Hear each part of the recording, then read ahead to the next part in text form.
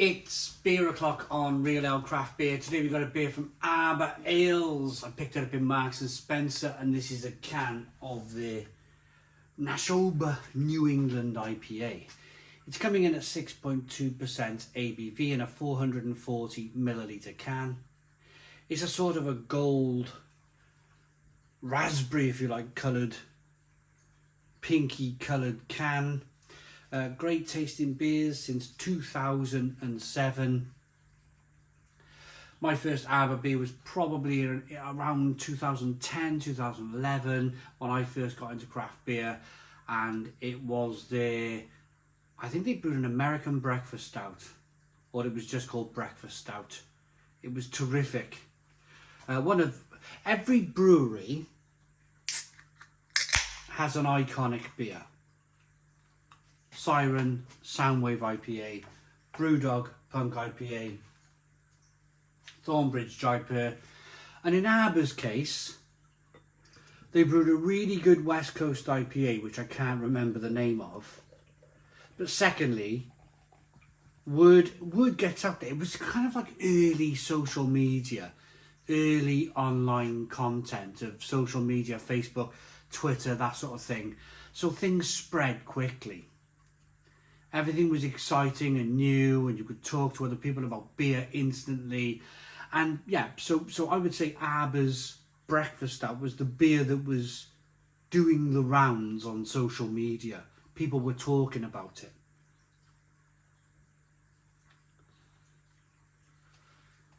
So of course I got a can. It was a bottle back in the day, I think. I enjoyed it, and yeah, it was good. And of course, when a beer does the rounds, when a beer has this kind of sort of magic stardust, a bit like Verdant. Verdant brewed a beer called Light Bulb IPA. And that beer, it was like a light bulb for the brewery. It just lit them up. They went into the stratosphere really early. Whereas other breweries, weirdly, they don't get that break. They don't get that kind of spark. They don't get that initial psh, which is very important for a brewery's success, if you like. One finger whitehead on this one. Good levels of carbonation. It's hazy, straw coloured. Lots of sediment. Look at the sediment in the bottom of this glass. A proper can conditioned beer then. That's all yeast sediment down there. Absolutely fantastic. I picked this up in Marks and Spencer. It cost me £3.50 a can. Let's get the aroma.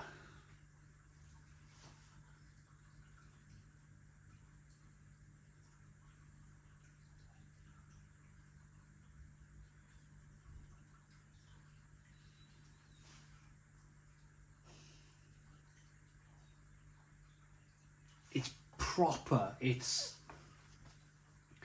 Sometimes you get these awful adjuncty aromas, but this is proper, kind of slightly earthy, malty, hoppy, really, but like a dank, hoppy aroma.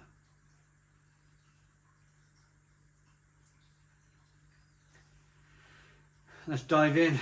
Cheers, everybody.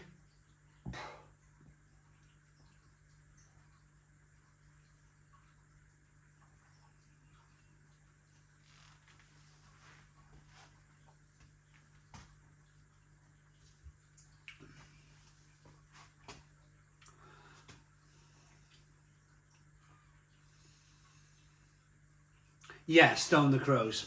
Stone the crows. That is pure. I think the reason why beers like this end up in Marks and Spencer is because you can... Some of my family members would go, "Ooh, you shop in Marks and Spencer." It's like, "Oh, that's expensive." But in my mind, yes, it might be a little bit more money. I don't necessarily buy everything in Marks and Spencer's. I couldn't afford that either every week. But they're knowledgeable people. The reason why you're paying a little bit more money in Marks and Spencer's for your stuff is because generally the potatoes don't have any bruising on them when you buy them. And like if you bought them in Aldi, and I always bang on about this these days, don't I? You buy a bag of potatoes in Aldi, they're literally, the first quarter of an inch of potato is all bruised. And you're like peeling like mad. You end up with a sink full of potato peelings and no potato left. That's just one example. The best example, of course, in this review is that I've got a really good New England IPA here, and the beer taster that Marks and Spencer's obviously employ knows his stuff. He knows his stuff. He knows this isn't full of adjuncts.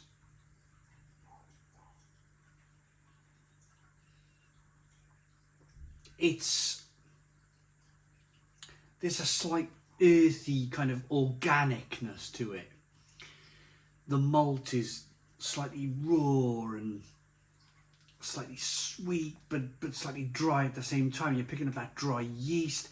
There's a little bit of bitterness on the back end. All of the hops in the middle are just wonderful.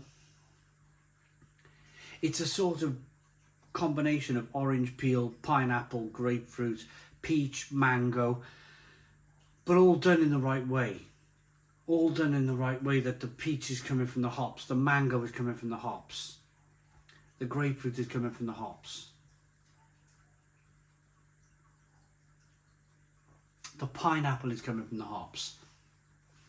It's a slightly thick, creamy mouthfeel from the obvious oats that they've added to the beer. So that, you know, when you make oats on the pan in a saucepan, as we say in Wales, and you get that kind of creamy, milky consistency at the bottom of the pan from the oats. Well, that's what makes the beer thick. That's what makes the beer look like this, and gives that kind of thickness, that creaminess to it. It's a great beer. It really is from Arbor, and I'm glad. It's nice to know that you can nip to a decent supermarket like Marks and Spencer's. You can buy a Paul and a Weiss beer. You can buy, I think you can buy Erdinger Dunkel, I think, in there too. You can buy decent lager. You can buy German lager.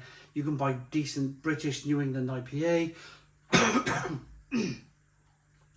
Golden ales, Belgian cherry creek beers. It's all there. It's all there in M&S.